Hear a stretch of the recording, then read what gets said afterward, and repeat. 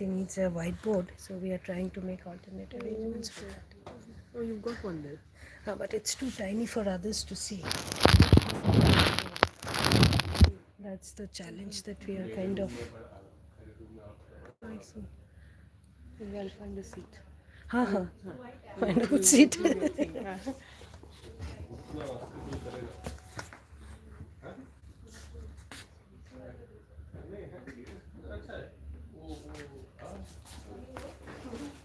Audio आ रही किया एक बार चेक करना चालू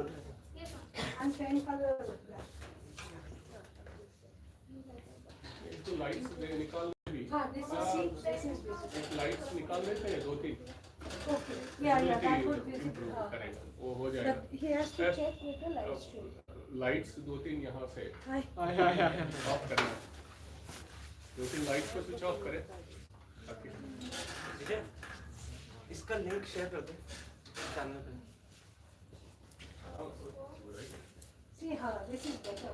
I think better than the board, no? This is better. For him also, he just can stand there. Yeah, he doesn't have to move also. And then the new one. I asked Pawan to get a duster or a white cloth. Efforts to use.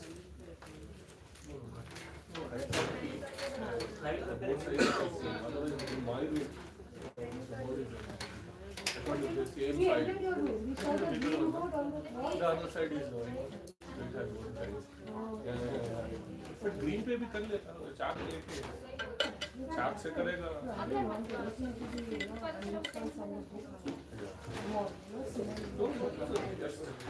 मैं सोचा कि same board से then मैंने आपको suggest नहीं किया when you wrote me back I thought it's the same side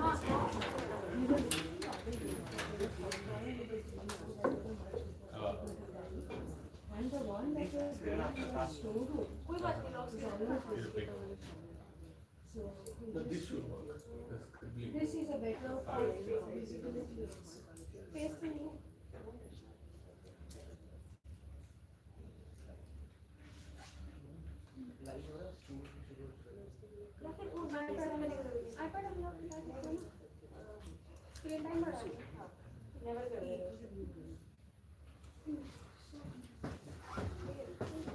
There are our own faculty. I'm glad to see them. Okay.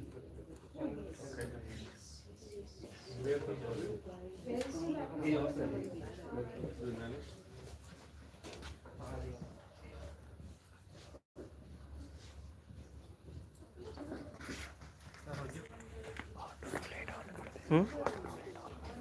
Auto क्यों दिक्कत आ रही है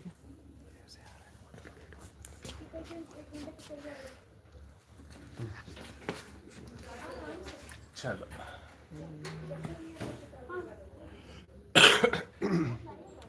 चैनल में अनाउंस हुआ कि लाइव हो रहा है उनके पास लिंक है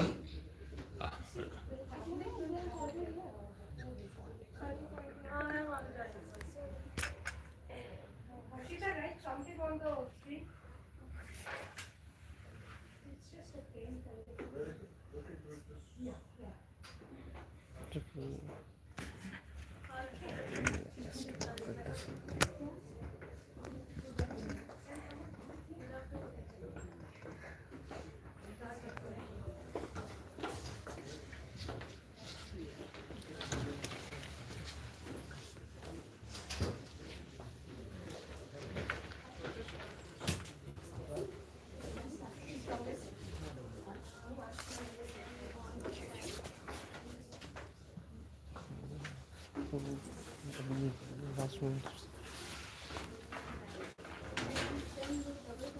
Yeah. Come.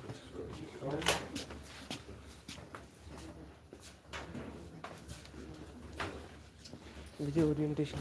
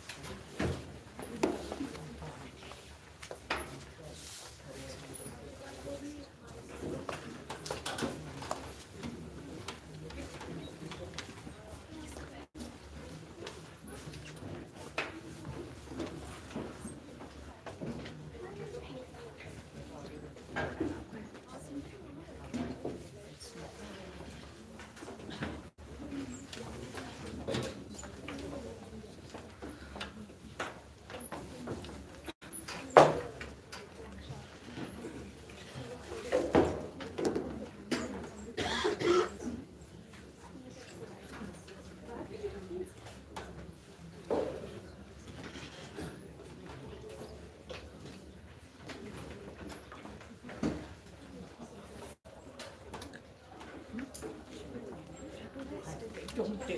I can't remember most of the names.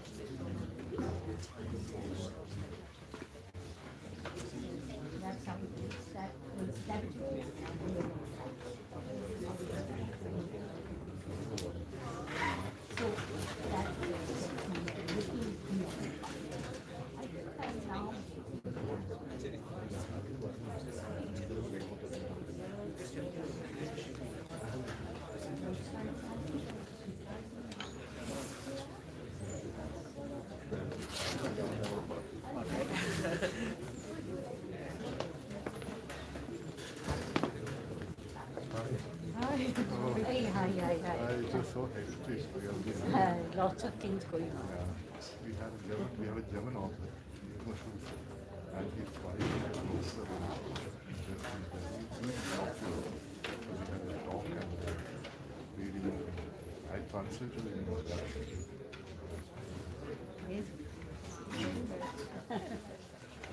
To Kerala. I met Yeah, he's coming. He's there. He's giving one interview.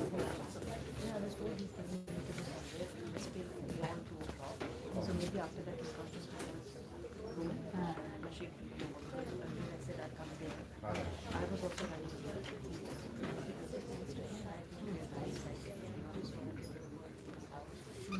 This morning.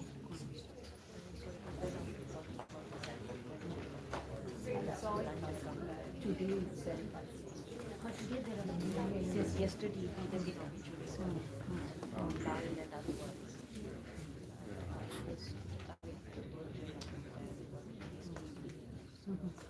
Today I did that, but that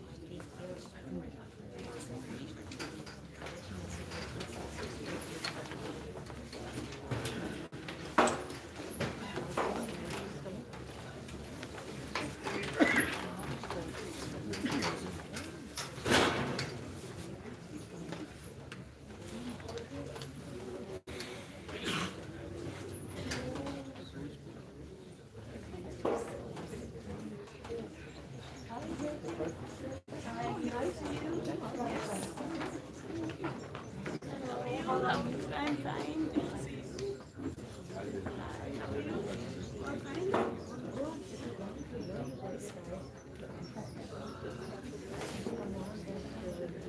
Oh, right. That is a nice evening. Very nice. So that is good. I know what because there was downstairs there was one session. And that would be pretty compelling, you know, that put together and more this is the time, isn't it? What do you have? Us was getting very angry that every year we have it at this time. They should change it. I think had he known he could have told that's what, yeah, exactly. And it's very hard to get very good.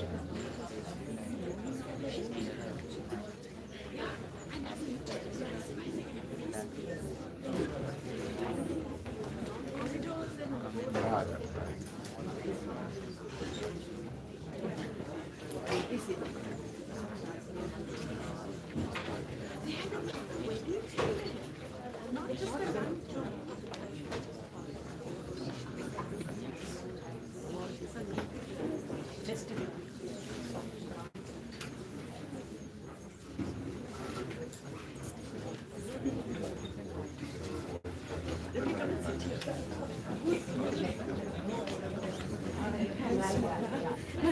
that you could.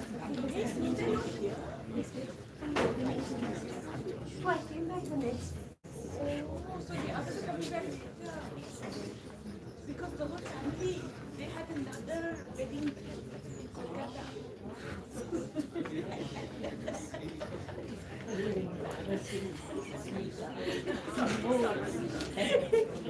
Sorry. But I didn't. No. That's true. I knew you were together.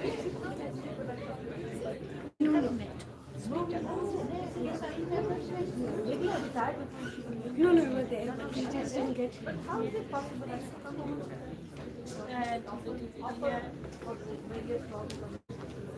Yeah, it got fizzled out.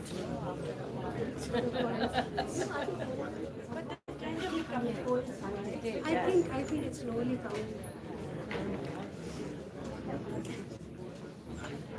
Yeah, I know.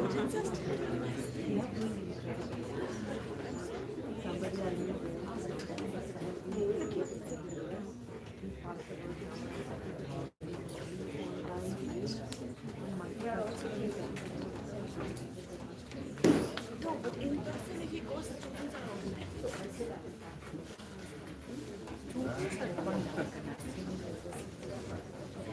No, not at all. You got the schedule, right?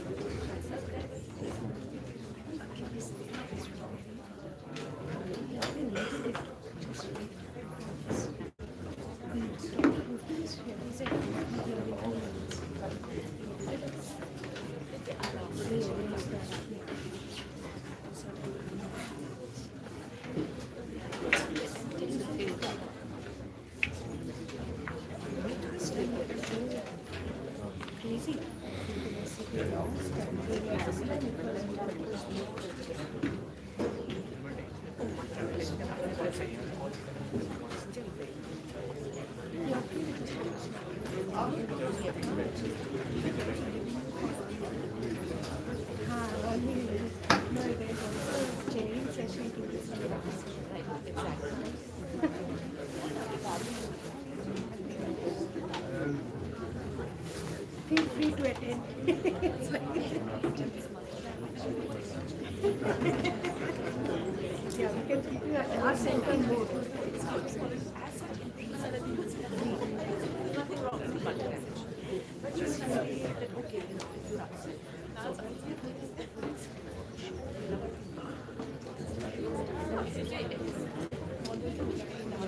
I talked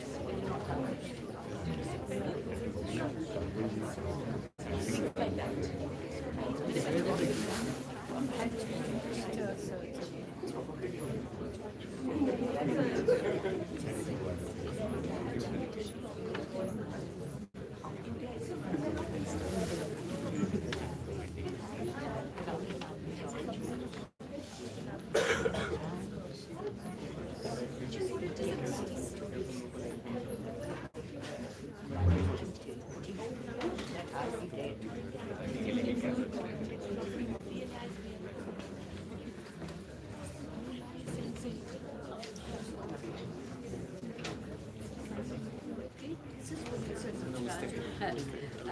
Professor Mahajan.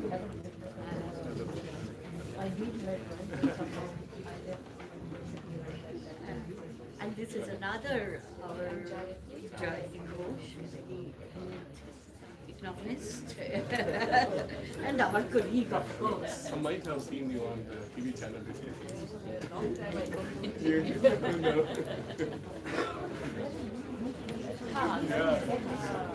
It gets circulated. This is true. In fact, also on social media.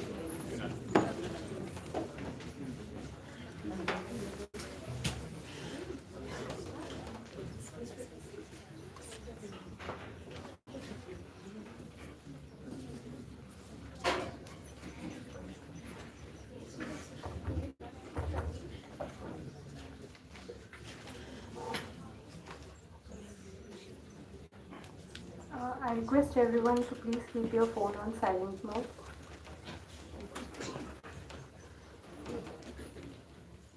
A very good afternoon, respected professors and fellow students. It is a distinct honor to welcome to the stage one of the most profound thinkers of our time, a philosopher whose work bridges politics, identity, and the human spirit with unmatched clarity and depth. Professor Akeel Bilgrami is the Sydney Morgenbesser Professor of Philosophy at Columbia University and the author of seminal works like Secularism, Identity and Enchantment, 2014, Self-Knowledge and Resentment, 2006, Capital, Culture and the Commons, 2022, and many more. He specializes in the areas of philosophy of mind, language, political philosophy, and moral psychology. His insights have reshaped our understanding to secularism, nationalism, and the tensions of modernity. Please join me in welcoming Professor Akeel Bilgrami to the stage with a huge round of applause. I would also like to invite the chair for this session, Professor Gurpreet Mahajan. She was a former professor at the Center for Political Studies, School of Social Sciences, JNU. She has published widely on issues relating to multiculturalism, cultural diversity, minority rights, secularism, and civil society.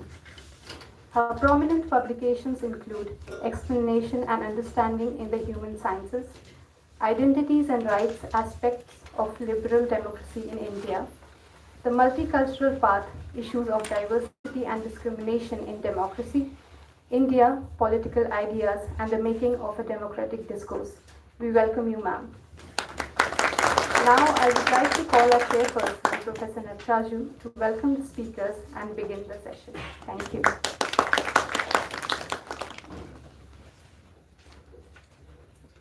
Good afternoon, everybody, and I welcome you all to this talk by Professor Bilgrami, who needs no introduction. Sometimes it's good to have speakers where you don't have to give longer introductions. They're known to us. And thank you, Chairperson, faculty from JNU. And that's it. Why to stand in between you and the speaker? It was just a formality that, the chairperson welcomes. And thank you very much. We would first listen to him and then see what follows. Thank you. Thank you.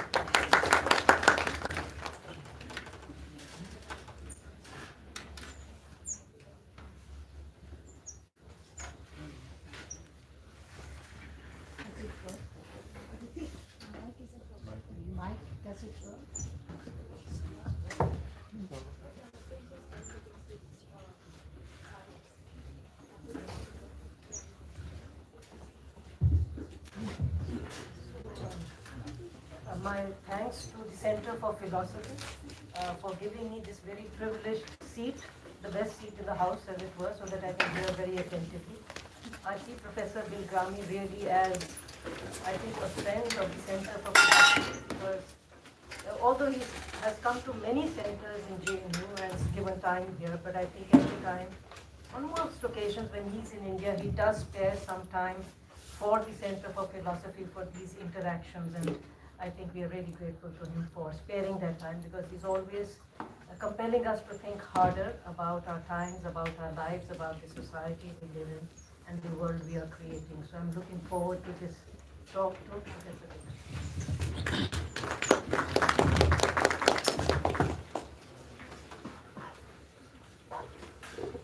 Thank you, Prof, and thank you, Smitha, for asking me. It's very nice to be back. I'm going to, Smitha, when she asked me to speak, said that there's an impending conference on Kant next week, I think, and would I give a lecture on Kantian themes, and I was happy to do that. And what I will do is say a little bit initially about how the concept of freedom figures in Kant's what is sometimes called theory of knowledge by philosophers. His first famous critique of pure reason. I'll say a little bit about that because there's a great deal to understand and misunderstand about the place of freedom in Kant's theoretical, or what he himself calls speculative philosophy. And then I'll move on to Kant's what he himself called practical philosophy, which had a tremendous influence on the Enlightenment, the political Enlightenment, the liberal Enlightenment, and move on to intellectual developments in Hegel and Marx that followed upon Kant's profound reflections on freedom in his understanding of practical reason. But first, let me just say, in the most common sense terms, the most easily accessible terms, eschewing a lot of the metaphysics, which from the point of view of common sense can be seen as relatively gratuitous, but in fact are part of a conceptual architecture which is very central to understanding a great deal of philosophy that followed and culminated in the so-called linguistic turn in the 20th century in developments in philosophy of language and semantics, and I will say a little bit about Wittgenstein in the latter part of my lecture to link initial frameworking remarks about Kant with the political philosophy that I'm trying to draw from its origins in Kant. So it's a straightforward and simple thing to say about Kant's the place of freedom in the notion of knowledge, experience, reason that figures in his theoretical, under his understanding of theoretical reason, as it was elaborated in the Critique of Pure Reason. Let us say that it's hard to leave freedom out of the topic of the Critique of Pure Reason if the topic of the Critique of Pure Reason is what makes possible are judgments in which, when true, amount to knowledge. So judgment is very much, objective judgment, as Kant puts it, is very much the topic of the Critique of Pure Reason. When our judgments are true and grounded, they amount to knowledge. So the forming of judgments is really the topic of the Critique of Pure Reason. The conditions for the possibility of forming judgments. Now, why is freedom so relevant to this topic? Right at the beginning, freedom is not discussed by Kant until it comes to the dialectic. It becomes a central topic in the Critique of Practical Reason and the groundwork to the metaphysics of morals. But how is freedom, how does it figure in the Critique of Pure Reason?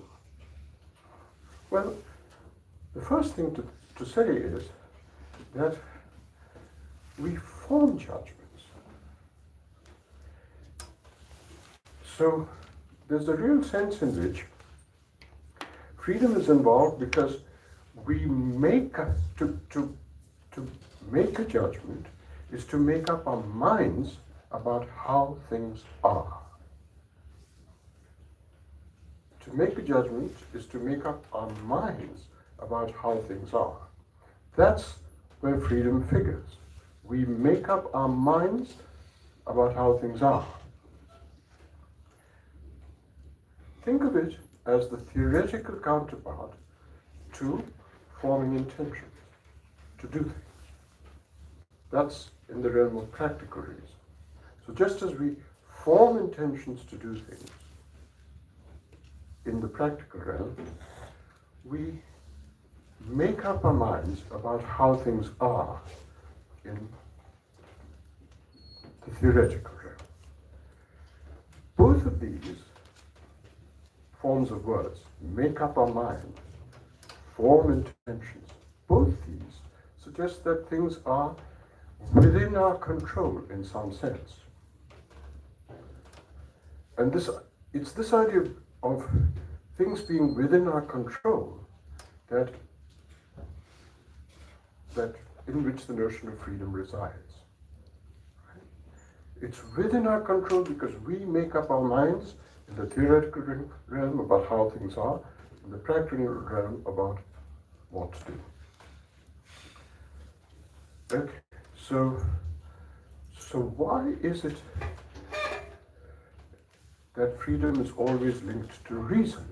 In the whole tradition, starting with Kant, following upon Hegel, in its way following in Marx, what is the link between freedom and reason? Well, this capacity to make up our minds in this way turns on things that apparently, so far as we know, only creatures like us can do, because of what Kant insisted was the possession of the capacity for reason. What does that mean? Why aren't other creatures capable of reason? Well, other creatures are capable of reason. But it isn't reason in the sense that we are capable of that gives rise to what I said, the exercise of freedom in making up our minds about how things are or about what to do. So what kind of reason do, say, dogs possess? Well, it's perfectly correct to say that a dog reacts, he sees a reason to respond in a certain way if he thinks his master is at the doorstep. It reacts to something, it sees a reason, it's got some sense that the master's at the doorstep, and it responds in a certain way. Tail wags, expresses pleasure, so on. Kant's claim is that that's reason that may be fine. You can say dogs have a reason to respond in various ways. Dogs have a reason to run away if there's a wolf around or a coyote around. Happens to my dog where I live out in the country in New York. So dogs have reasons to fear other animals. They have reasons to show pleasure but what they don't have, Kant says, is a capacity to step back and ask, should I be doing this? Should I be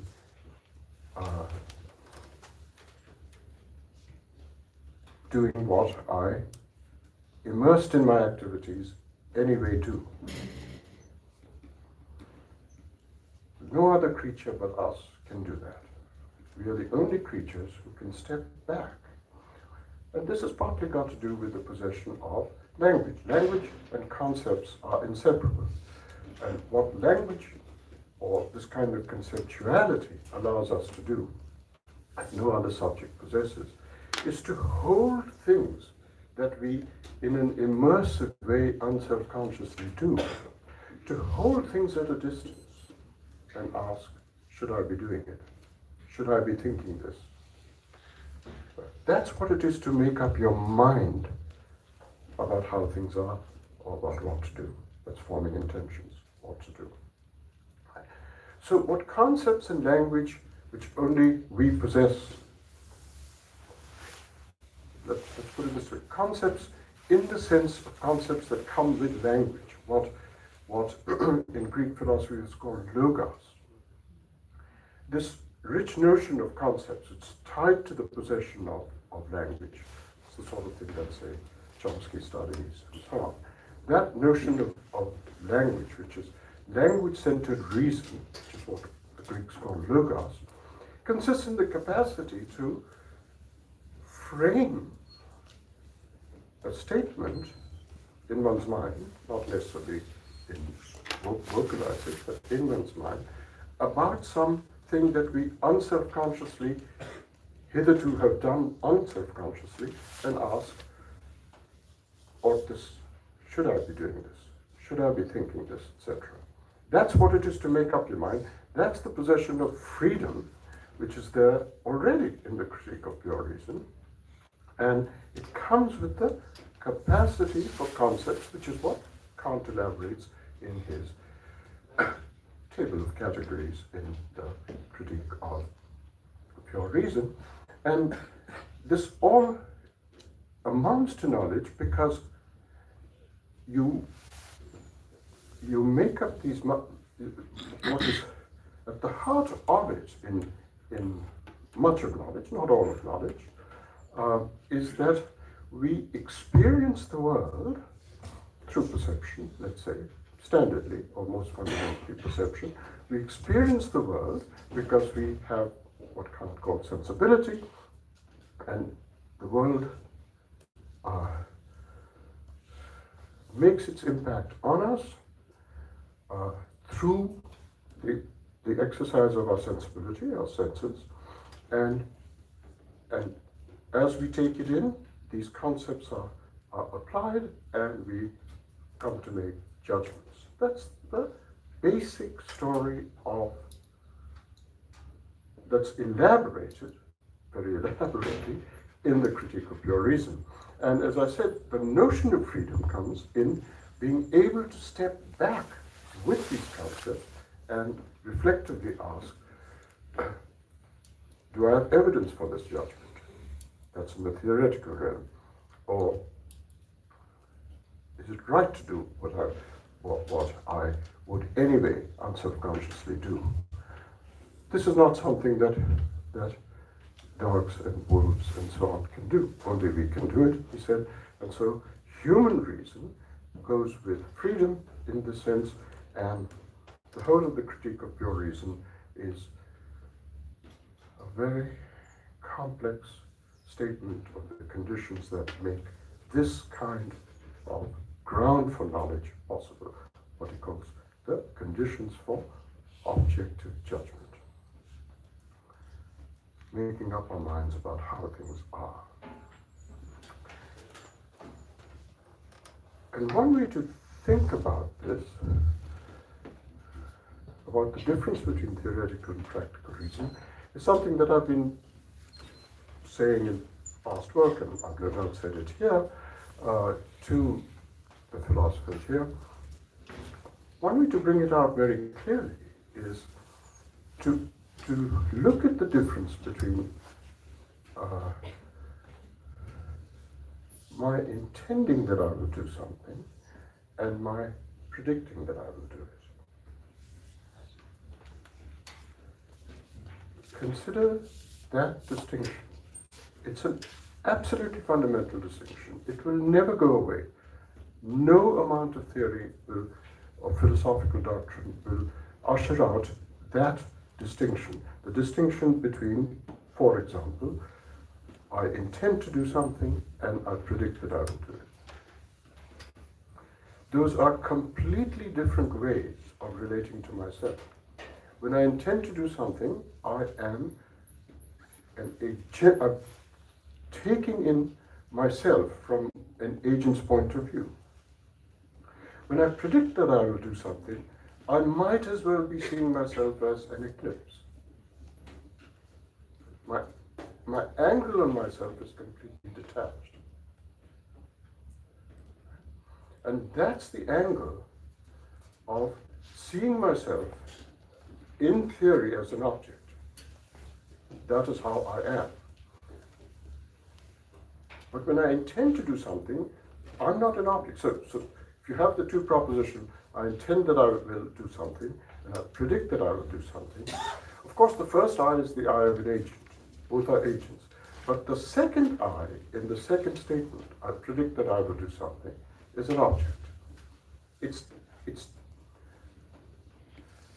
the object of my gaze when I say I predict that I will do something. What Sartre called, I just predict that I will do something. The second I predict that I will do something. Second I is got no motivational power. It's just the object of the gaze. And so that's not the I of agency. And when I see myself as an object of theory, of, let's say, sociology or history, etc., my own history, and somebody like Sartre, who was absolutely committed to some kind of absolute freedom, thought the second way of relating to oneself is a form of bad faith. I mean, he said all of psychoanalysis is a regime of bad faith, saying you constantly you're seeing yourself as an object when you do psychoanalysis, is to abdicate agency. And that's correct. If you were to do nothing but that, you would have abdicated your agency. So that's the general distinction between theory and practice, when you yourself are the object of theory and practice. If you're in practice and when you intend to do something, you see yourself as an agent. But when you predict that you will do something, your angle on yourself is detached. It's as it were scientific. It's just a sociological object. And the second I is not an agent. It's just an object of the gaze. So that's really the distinction. But since the first I in the statement, I predict that I will do something, is an agent, that's the subject matter of the first critique. And you have to make up your mind in all sorts of ways when you do theoretical philosophy. Because you can ask the question, what should I think about this? And that's where freedom comes in, even in the theoretical enterprise. And it's a very interesting thing. I'm not going to say much more about it, but it's very well worth thinking about. And in fact, if you're looking for a topic for a dissertation, here's a wonderful topic, which I don't think anybody's worked on, which is when I'm doing theoretical work, say sociology, history, etc., when I'm doing theoretical work about, and I myself am the object of it, and I ask, what should I think about this?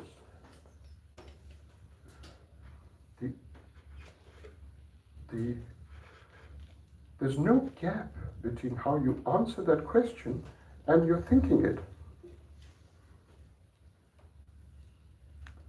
Reflect on that for a moment. When I ask, what should I think about this? And I answer that question, I've thought it. To answer the question is to think the thing itself. Now compare it to, what should I do?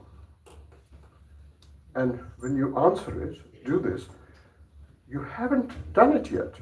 You have something more, there's something more to be done to do it. But that's not so with theoretical reason. When I ask the question, what should I think? Giving the answer is thinking it. Are you getting this? When I ask the question, what should I think? Giving the answer is the thinking of it. If I ask the question, what should I do?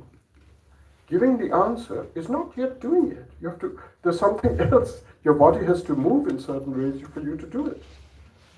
But not so. It's the difference between thought and action. And this is why he needed a whole separate critique of practical reason, that in the case of theory, of theoretical reason, answering the practical question, what should I think, is to have thought.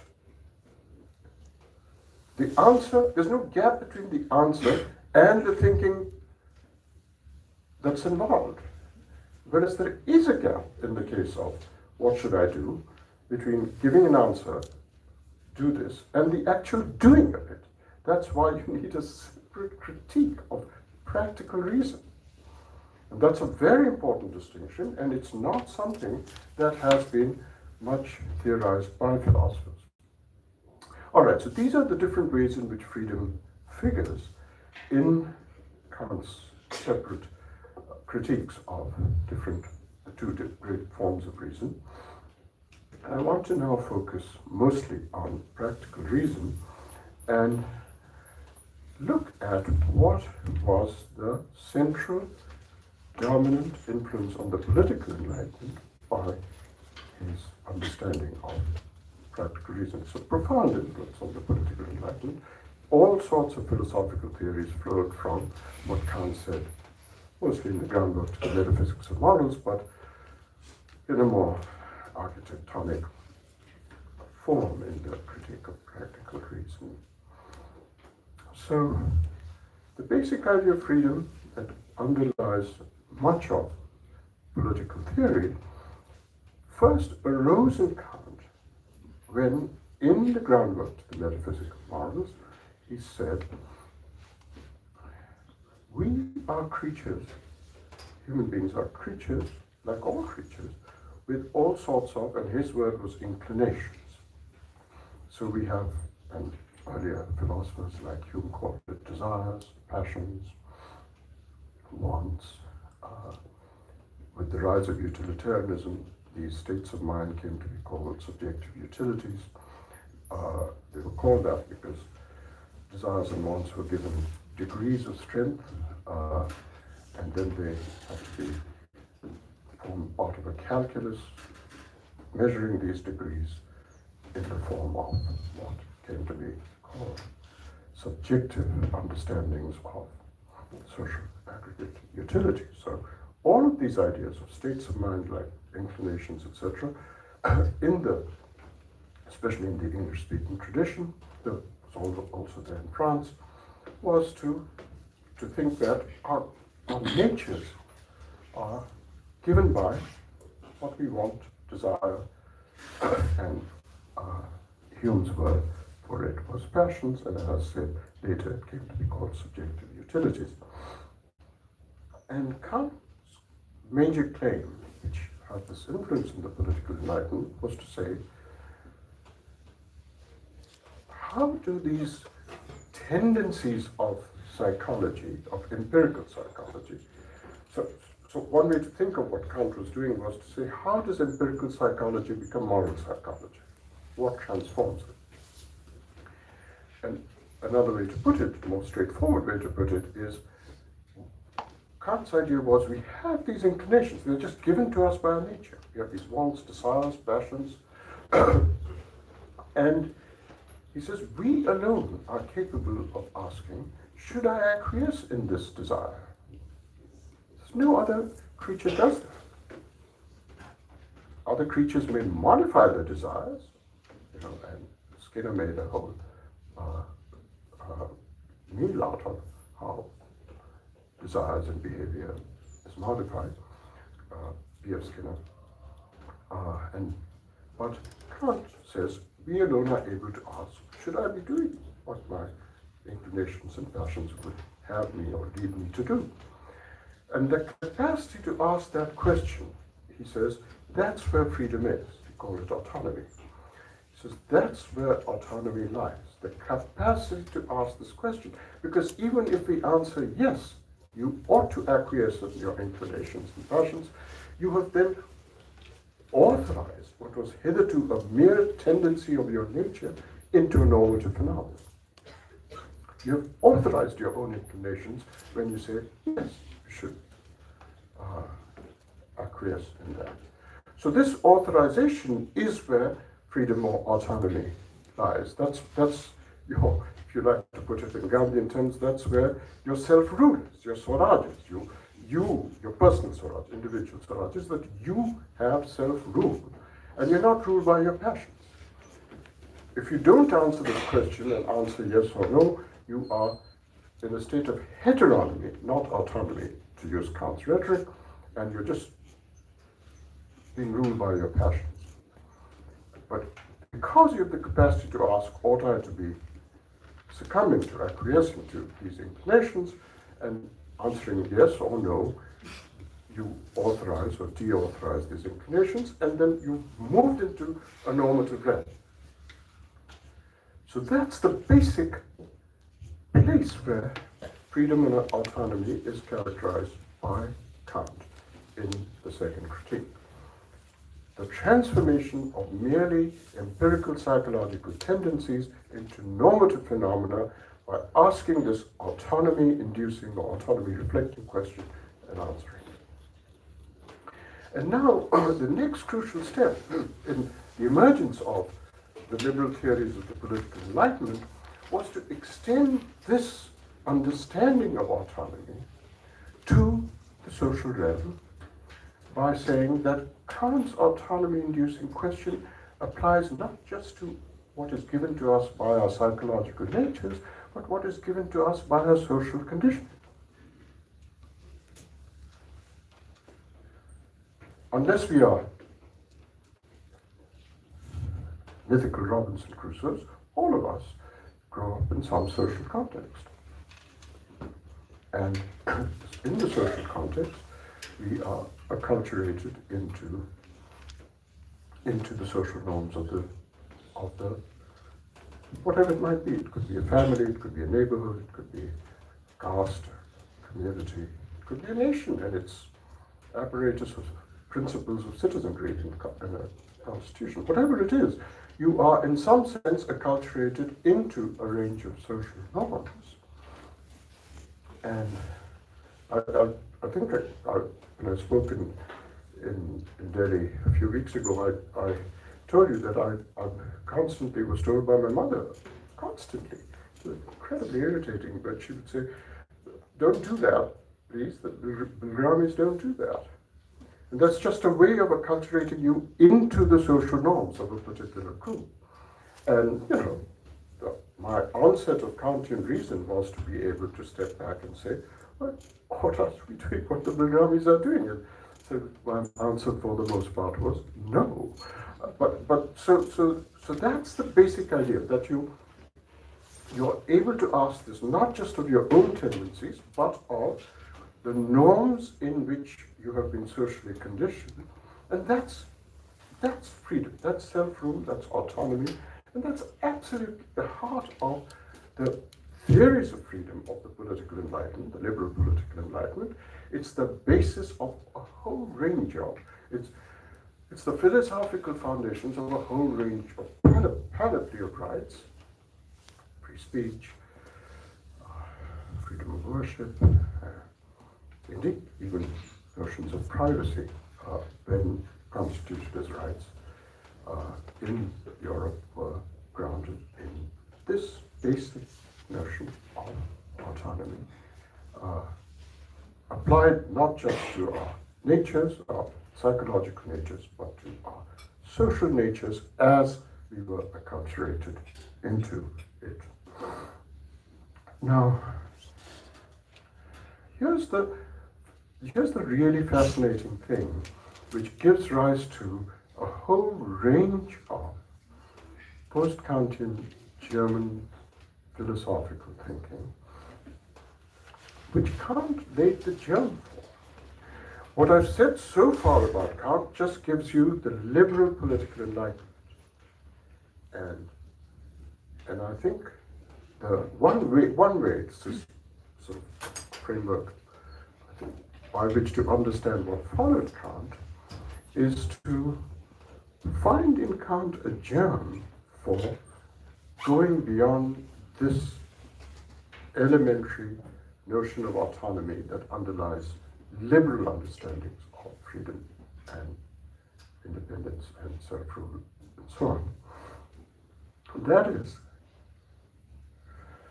by the way, I should add, just as an aside, nothing in what I've said about Kant so far in autonomy amounts to a certain development, which is very much there in let's say, a subject like economics, in economic theory, which is, Kant is not in fact, he's saying the opposite if you read, and I'll come to that in a moment, but Kant is not to be confused as saying, or not to be elaborated further as saying that when I say, ought I to be doing what my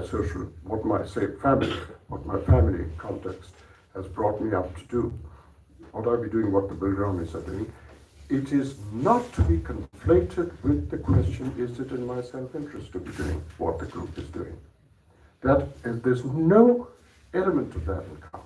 And there isn't any element of that in the political enlightenment. That was a particular direction in which the notion of autonomy was taken.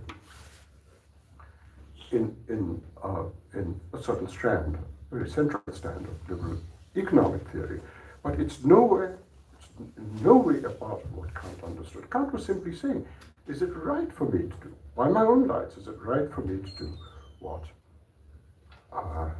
say, the Bilgramis are doing? And that the idea of right being elaborated in terms of one's self-interest is a very specific elaboration of the notion of autonomy and freedom, and it is by no means logically implied by anything Kant says. Okay, so what's interesting here is that liberal political theory, say all of what Isaiah Berlin said about liberty, which he applauded, which he himself called negative liberty, stops here, stops with this understanding of Kant's notion of autonomy. You can ask this question and answer it, no other creature can. It's the foundation of this notion of freedom that is so central to the liberal enlightenment. But Kant himself, and what makes Kant so profound is that he himself did not stop there. He said what he said, it gave rise to liberal ideas of freedom, but he himself went on to say, it's not enough for genuine freedom and autonomy that you are able to ask this question and answer it. You're not free unless you give the right answer.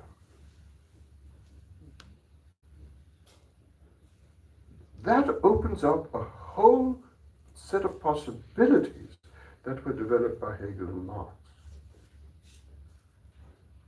and which modify Kant in a direction that is just not there, is not there in Kant, but Kant gives you the possibility of doing that because Kant insists, unlike Berlin and all the liberal theory that Berlin is summing up in that sloppy paper, is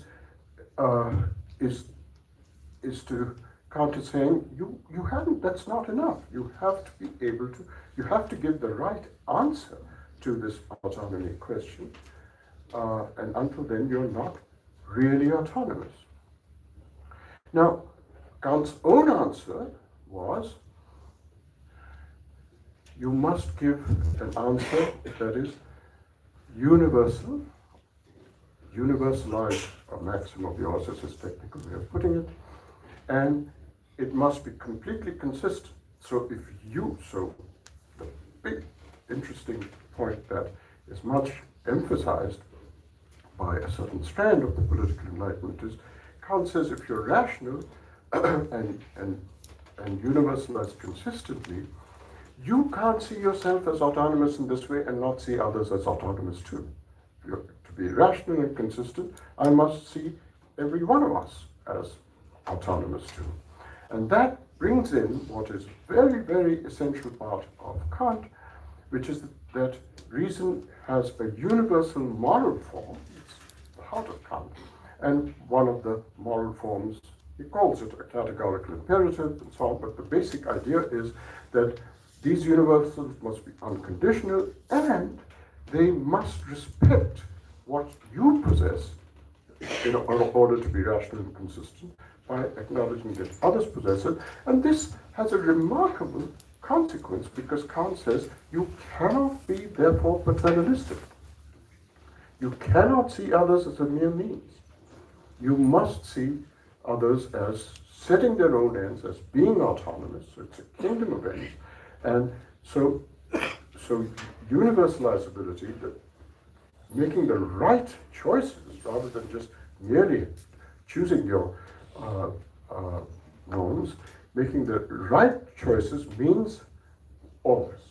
And so this is the second aspect of Kant that reflects the political enlightenment, which is the political enlightenment gives you choice, autonomy, freedom, but you don't really have that until the choices are the right choices, and having the right choices is to make these universal claims about respect for persons as ends in themselves, not treating them as a means, and having these universal and unconditional moral judgments.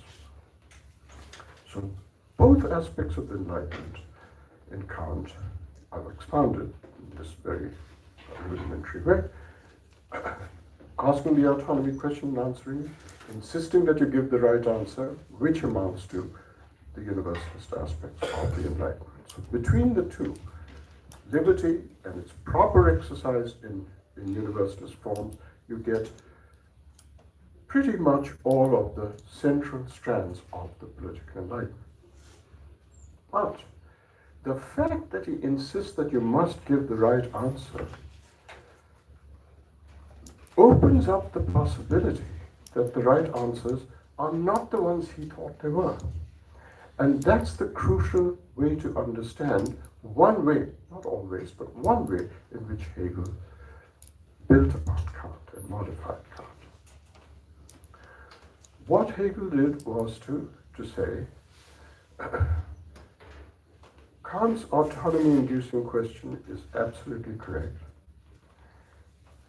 Kant is absolutely right that you don't have autonomy just by asking and answering the question. You must give the right answer. But, Hegel points out, when you ask the question and answer it, Hegel says, that the central autonomy reflecting question, when you ask that question and answer it, Hegel asks, what resources do you have for answering it? What do you appeal to in your answer? And Hegel says, there's nothing to appeal to. So here's the Kantian question. Should I acquiesce in how I've been brought up by my group, whatever the group is, family, etc.? Should I acquiesce or not? Should I deauthorize the norms that I've been acculturated into by my group? And Hegel's point is, you have no resources to answer this question except whatever it is you've been acculturated into. You can't go off to some other planet to answer it. You're in this planet, you're in this society, you've been acculturated into things. You have no other conceptual resources of beliefs, values, etc., but whatever you've been acculturated into. So, Kant you can only understand Kantian autonomy, Hegel said, by standing in one place in your social conditioning, raising the autonomy question about some other places from within the social conditioning. You can't go off to some Archimedean transcendental position. You have to do it all within your social conditioning. I'm drawing this from the obvious, this is an obvious inference to draw from Hegel's entire point about how one's place in one's being socially constituted is full of internal contradictions. Well, if that is so, that's his diachronic way of putting it, my synchronic way of putting it. Well, you have no other place to stand in answering the question than from what you've been socially conditioned to. Where else can you answer it from? Except from the values you've been socially conditioned into. So he forces Kant to have no transcendental or Archimedean position, but to ask and answer the question from within one's social conditioning. Autonomy doesn't put you outside of your social conditioning. It just shows your social conditioning to be divided in some way or the other, or consisting of possible contradictions, etc. Okay, that's the direction in which. Now, here's the interesting thing. You can suppose Hegel is right about this. Does it, trying to think of the clearest way of putting this. Why should saying, suppose one agrees with Hegel that there's no transcendental or Archimedean place you can go to answer the Kant autonomy question. You can only answer it from within your social conditioning. But what if Kant is right? And so this is, as it were, Kant's making up an answer on Kant's behalf to Hegel. A Kantian might say, but look, everybody's social conditioning gives you the unconditional universal right answer to the autonomy-inducing question. So nothing that Hegel adds spoils what Kant claimed, which is that the right question is the universal question about, for instance, respect for persons, treating everybody as an end, not a means. All of us have the capacity. But somebody might say, look, it comes with our genetic endowment that we treat like cases alike. And that's all that universalism demands of this kind. We treat like cases alike. All of us have that. It just comes with having a large enough brain, having been the product of evolution and having the genetic endowment we do. We are capable of seeing the compelling normative strength of the dictum, treat like cases alike. And if so, nothing about Hegel making everything a part of our social conditioning spoils Kant's universalism. That could be a Kantian response.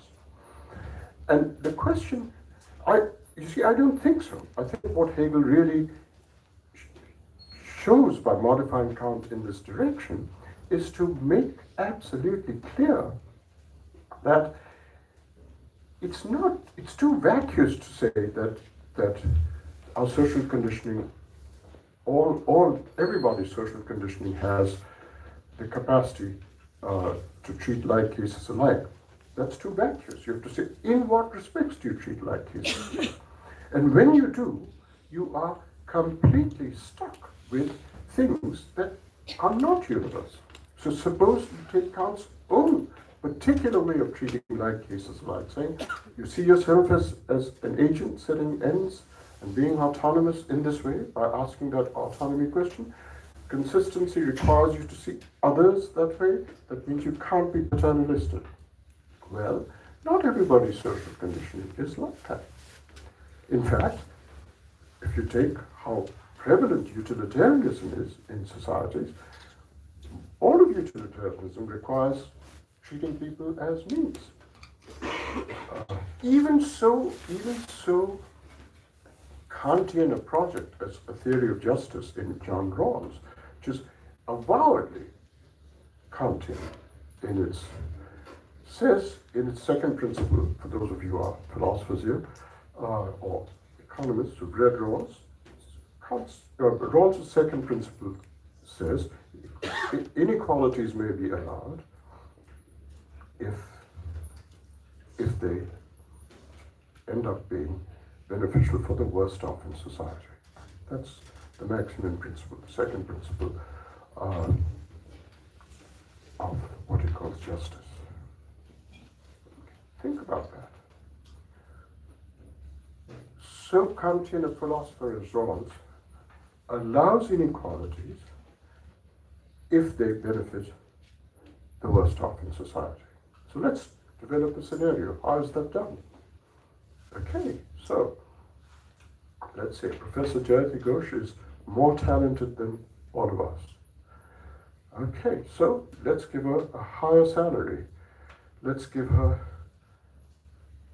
encourage the talent, incentivize her talent, let her produce innovations which will have an effect of benefits that will make the worst off better. Well, if I treat Professor Ghosh in that way, I'm treating her as a means. So as a Kantian philosopher like Rawls succumbs to what is a prevalent utilitarian social background. He's allowed that social background to justify what may be a benign and in fact beneficent principle, second principle of fairness, but it is treating people as a means. It's treating Professor Ghosh as a means to incentivize her talent for purposes of this kind. What is that? That is to treat her as a means. So even with the best of intentions, we can't leave this out. There's a real sense in which, in a very rarefied way, you're not treating her. You are being paternalistic. You're just using her as a means for maybe beneficent end, but that's not the point. The point is that there is no, not even Kant's, once you get beyond like, treating like to say in what respect like, there is no guarantee that your social conditioning will give you the universal principle Kant's one. As I just gave an example, a utilitarian ethos will stress the centrality of social aggregate utility, and that may very well be treating people as a means to achieve that end. So what the effect of Hegel is basically to say there's nothing in social conditioning that ensures the universalism of the Enlightenment. Norms are historical, they're situated in particular periods of history and particular social contexts, and so Kant's insistence, and I think tremendously important and profound insistence, that freedom or autonomy doesn't just consist in having the capacity to ask and answer the question, but giving the right answers to the question, doesn't have any universalistic outcomes. It gives rise, if Hegel is right, to socially distinct possible outcomes. And that's the beginning of unsettling Kant's influence on the political enlightenment and taking the political enlightenment into a different direction. Now, I myself, I really feel very strongly about this. I don't believe that this direction, it should be called a refinement of the Enlightenment.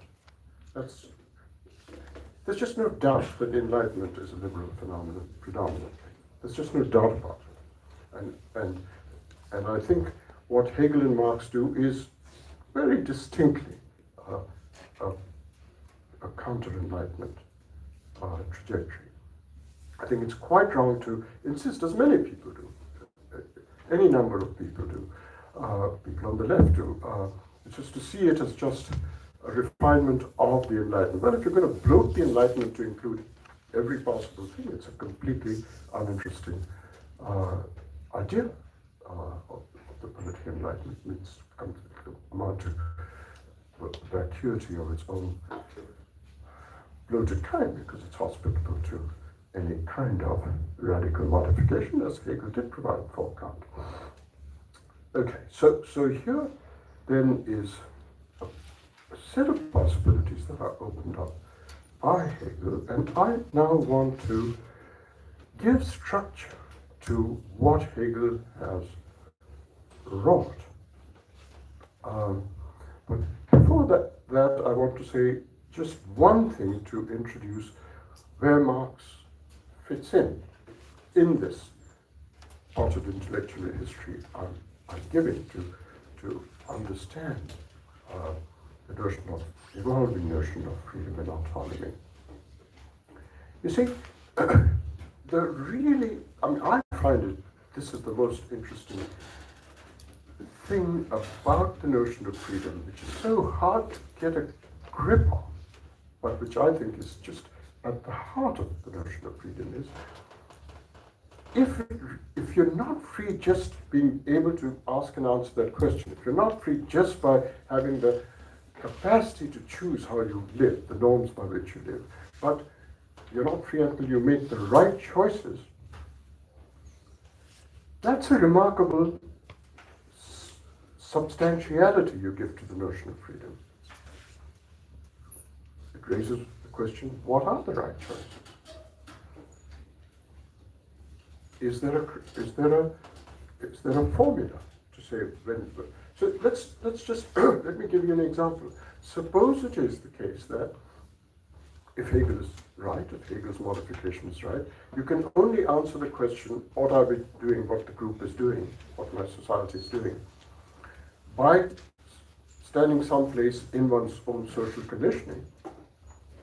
Where one is standing in order to answer that question might be just reflective of one's prejudices. So where I'm standing could be that I just have casteist prejudices. And so it's from a whole bunch of casteist prejudices that I answer the question, what are we doing? Well, that's the wrong answer. And following Kant, one would have to say, you're not free if you give that answer. It's just a reflection of prejudice. So the question arises, well, how do I know that? So if you give the wrong answer, you are under an. If this idea that you're not free until you make the right choices is correct, then the point is that you have to ask, well, why what? How do I understand when I'm making just reflecting the prejudices of my society in answering the question, and when I'm giving the right answer? Is there a criterion? Is there a standard? And the answer is there's no standard. There isn't a standard. All you can do is ask the Kantian question all over again about the place where you're standing to answer the initial question. So Kant never goes away. That's the core of Kant that cannot go away, however much you modify it along Hegelian lines. You can only do more reflective Kantian vigilance within the Hegelian modification of Kant. Now, if that's right, then a question arises, well, what is it that getting the answer right to the autonomy question and getting the answer wrong, it's a fascinating thing. And this is also, I think, very well worth pursuing, and because it hasn't been pursued very much at all by philosophers. The interesting thing is that when I get it wrong, such as the example I gave, right? When I answer the autonomy question, I'm just reflecting. I'm standing in a place which is an unreflective set of casteist prejudices I have. So I give the wrong answer. I'm not really free, not really autonomous. So when I do that, so this is not a simple thought. So I'd like you to really pay attention here. When I make a mistake of that kind, it needs an explanation. It needs an explanation in the sense that, why has this person gone wrong? What prejudices is it reflecting? Why hasn't he been reflectively vigilant about those prejudices? Why has he succumbed to, in this example of mine, casteist prejudice? All these things require a sociological explanation. Why error? But when I don't make an error, when I give the right answer and I am free, no explanation is called for. No explanation is called for. You can produce an explanation, but that's a bonus. That's an extra. It's not called for. You can do sociology. Right? That's what Bruno Latour did. Right? Let's study laboratory science in this sociological way. So you can produce these answers, but they are ancillary, uncalled for. You can do it out of an interest, but they're further anthropological elaborations and explanations. They're not called for if you got it right. And to say this, there's an asymmetry. When you got it wrong, you need an explanation. An explanation is called for. When you got it right, you don't need an explanation. You can can have an ancillary interest in how did he get it right, etc. That's fine. Historians do that, sociologists do that, but it's not called for by the normative phenomena that we are studying. That's a really interesting asymmetry. And what it shows is that the conceptual default is getting it right. If there is a mistake, then you have to bring in elements of explanation. You have to bring it in. Why? Because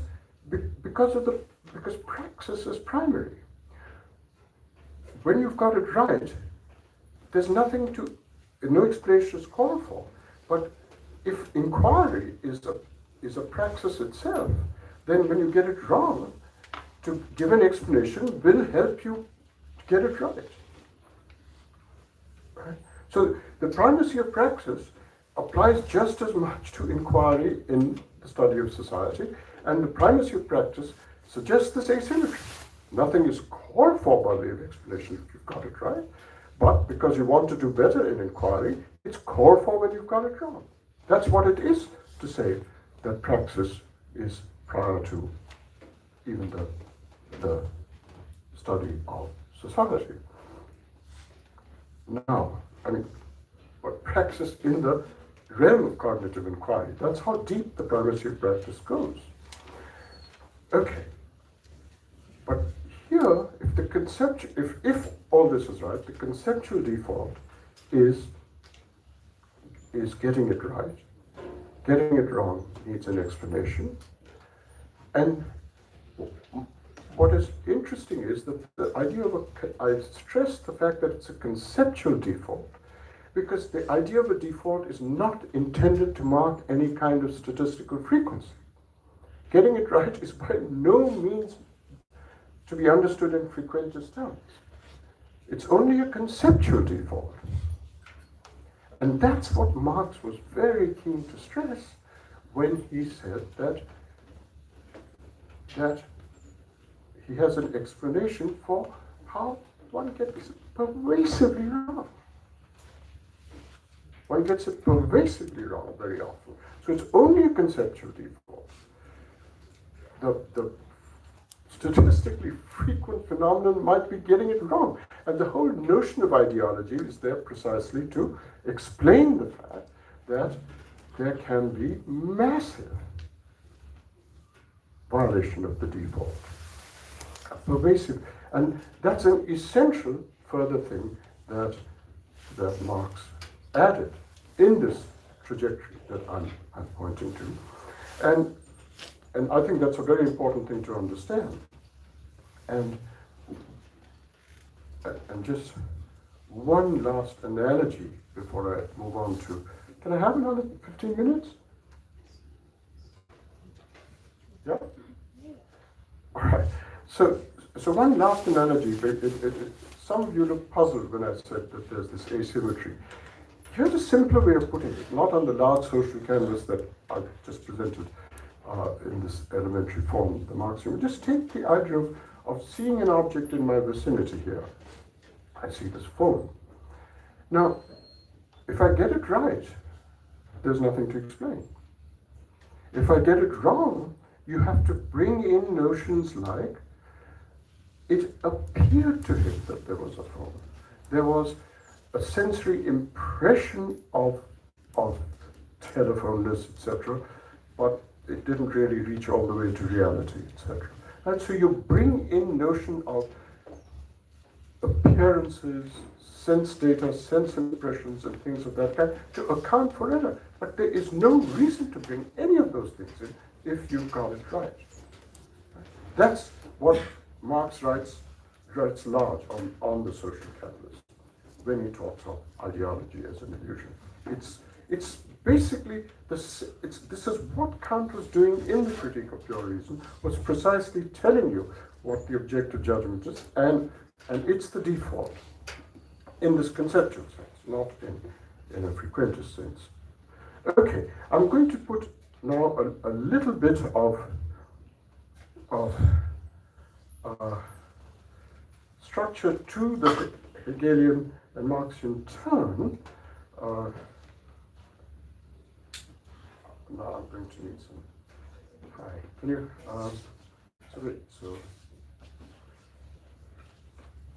good, I got it. So I'm going to read in something in Wittgenstein, which I think is extremely central to understanding how the social relates to the normative phenomena that I'm trying to understand in the notion of freedom. So, Wittgenstein is got what may be, along with some passages in Kant and Marx, the most profound philosophy I've ever studied, but I only studied the Western tradition mostly. Here is Wittgenstein's idea. You can find it roughly in paragraphs 180 to 245 in the philosophical investigations. They're known as the rule-following passages discussing the notion of rules, norms of meaning was his interest, but the example he gives is of a road sign.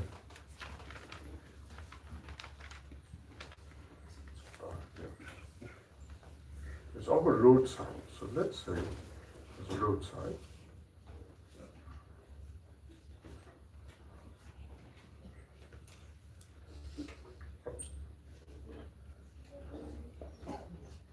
I got it. Okay, so here's a road sign. So this is, for those who attended my lecture, I see you'll be familiar with this. So Wittgenstein says here's a road sign, and he points out that it's just an undeniable fact about us, that when we see this road sign, we don't do any interpretation. So Wittgenstein says, following the rule is not a matter of interpretation. He says, all of us in this room, when we see this road sign, just turn left. So the phenomenon is not one of, what shall I do? I'm going to interpret something that is purely physical, give it meaning. No, I see meaning. So that's the deep point he's making, that we see very rich things. We don't just see a physical sign, a wooden board with a physical mark on it. We see turn left. Now what makes for this rich phenomenology? When no interpretation involved, it's perception. We perceive meaning. We perceive normative directiveness. How is that possible? And he says it's only possible because there's a background of social conditioning. He calls it forms of life. There's a background of social conditioning, but it's in the background. And he says, what is the relationship between this background of social conditioning and what makes it possible to have this rich perceptual sensitivity to see meaning directly?